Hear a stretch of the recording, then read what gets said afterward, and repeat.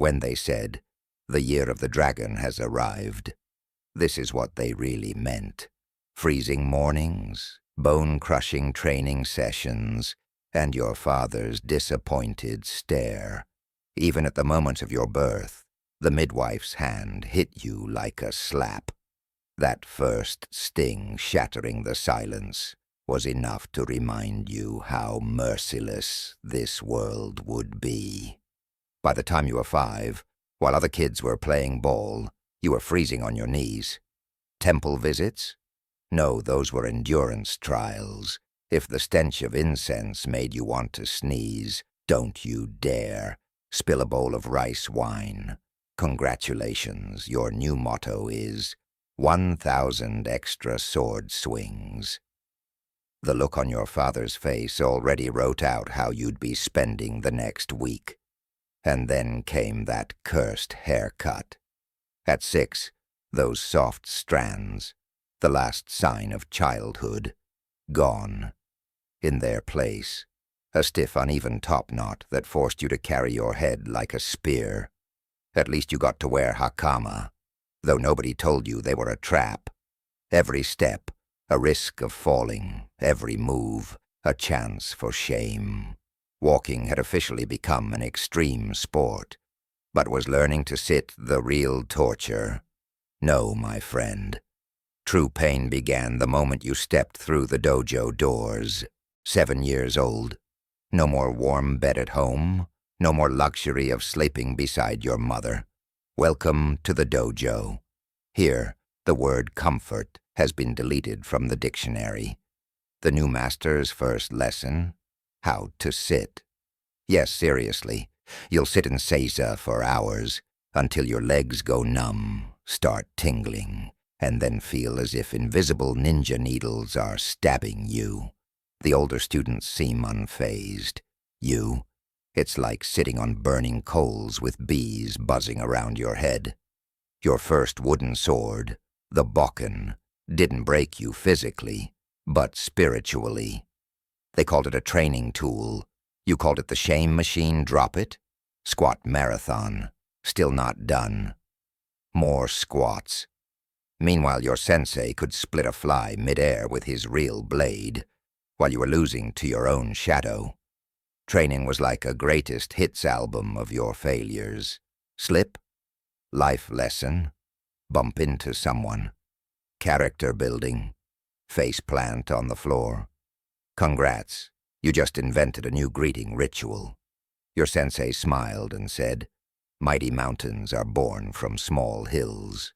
And in your head, "You totally made that up, old man." Then winter came, and you realized you hadn't even suffered the worst yet. The dojo floor was cold enough to freeze your spirit. Complaining? That wasn't very samurai. You learned to meditate while your toes turned into ice packs. Breathe. Stay calm. Guard the fire within. Don't let the frost outside kill you. But then, armor training arrived. Imagine strapping 40 kilos of iron onto yourself. You can't breathe inside it. Every step creaks like metal groaning. Sitting down? Olympic sport. Standing up? A coordinated military operation. The armorer mutters, "Your body proportions are unique." And you're thinking, so basically this wasn't made for me. At 13, you received your first real katana. Everyone was solemn, respectful. No one told you about rust panic. A single speck, the shame of 8 generations. During your first cleaning, you cut your palm. Sensei said, "You've now formed a blood bond with your blade." And you thought, maybe we could have started with origami instead. Then came horseback archery, because apparently normal archery wasn't enough. Drawing a bow on horseback was like trying to thread a needle in a submarine.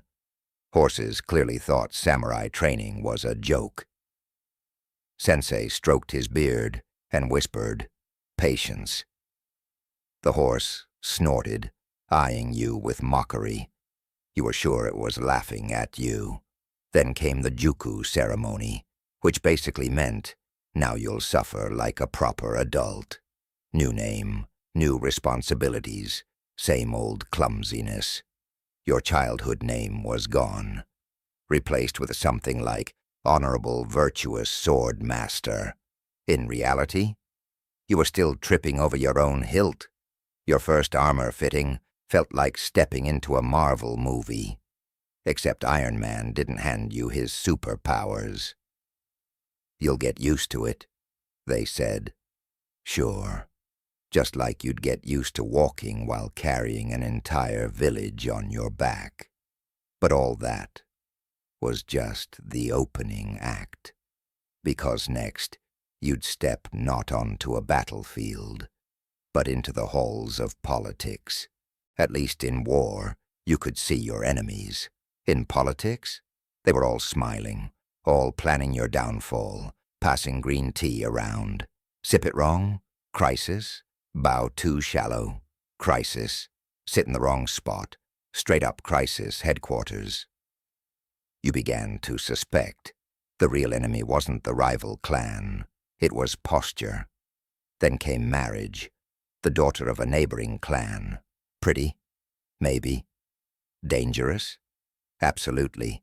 A Naginata master. At the first dinner you weren't thinking about love. You were calculating how many seconds you'd survive if she attacked. Answer: not enough. So you started treating plates, chopsticks, and cups like sacred relics. Suddenly, you were the politest man alive. Then you became a leader. 20 samurai looked to you as if you had some brilliant strategy. You didn't. Your strategy: panic, but look confident. Shockingly, it worked.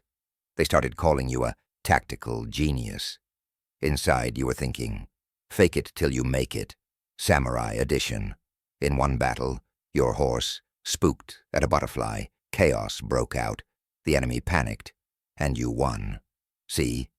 Sometimes failing upward is a strategy. But now, the most dangerous war began. The council chamber. The battlefield was easy. At least you knew who wanted to kill you. In the council chamber, everyone smiled.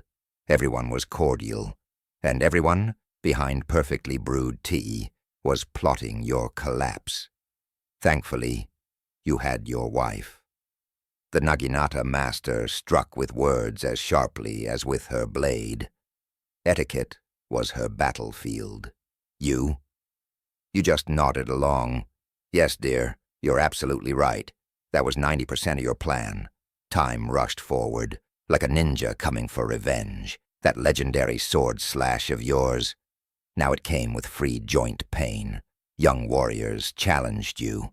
Fast, strong, reckless. You still won. How?